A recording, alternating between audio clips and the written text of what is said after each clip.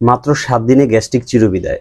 দর্শক, আজ কোরআনী এমন একটি আমল নিয়ে আলোচনা করব, যদি আপনারা নিয়মিত করতে পারেন ইনশাআল্লাহ বিইজনিল্লাহ আপনার যত বড় গ্যাস্ট্রিকের ব্যথা থাকুক না কেন, অনেকে বলে থাকেন যে গ্যাস্ট্রিক আলসার হয়ে গেছে, আপনার যে কোনো প্রকারের সমস্যা হোক না কেন গ্যাস্ট্রিক সংশ্লিষ্ট ইনশাআল্লাহ সমস্ত রোগ দূর হয়ে যাবে। এবং আপনার যদি এটার কারণে পেইন হয়, ব্যথা হয়, কখনো হাড়ে ব্যথা হয়, কখনো পেটে ব্যথা হয়, যে কোনো প্রকারের ব্যথাই কিন্তু ইনশাআল্লাহ ভালো হয়ে যাবে যদি আজকের এই আমলটা আপনারা নিয়মিত করতে পারেন।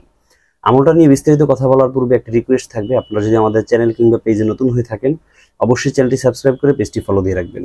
যারা এই আমলগুলো অথবা অন্য কোনো বিষয় নিয়ে আলোচনা করেছি সেটা আপনাদের বোধগম্য হয় নাই অথবা বুঝতে পারেন নাই, তারা আমার সাথে যোগাযোগ করতে চাচ্ছেন, তাদেরকে বলবো ডিসক্রিপশন বক্সে একটা পেজের লিঙ্ক দেওয়া থাকবে, সেখানে চাইলে আমাকে মেসেজ করতে পারবেন ইনশাল্লাহ। দর্শক, যে আমলটার কথা বলবো সেটা হলো কোরআনুল কারীমের একটি আয়াত আছে, ইয়াখরুজু মিন বুতুনিহা শারাবুম মুখতালিফুন আলওয়ানুহু ফিহি শিফাউল লিন্নাস।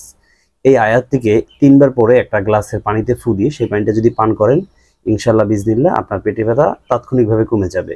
যদি তাতে না কমে তাহলে সেক্ষেত্রে আপনি এই আয়াতটাকে একটা কাগজের ভিতরে 3টে টুকরায় আলাদা আলাদা করে লিখবেন, 3 বার লিখবেন। লিখে সেই 3টে টুকরার মধ্যে থেকে একটা টুকরাকে একদিন ভিজিয়ে রাখবেন, ভিজানোর পরে সেটাকে পরের দিন খাবেন।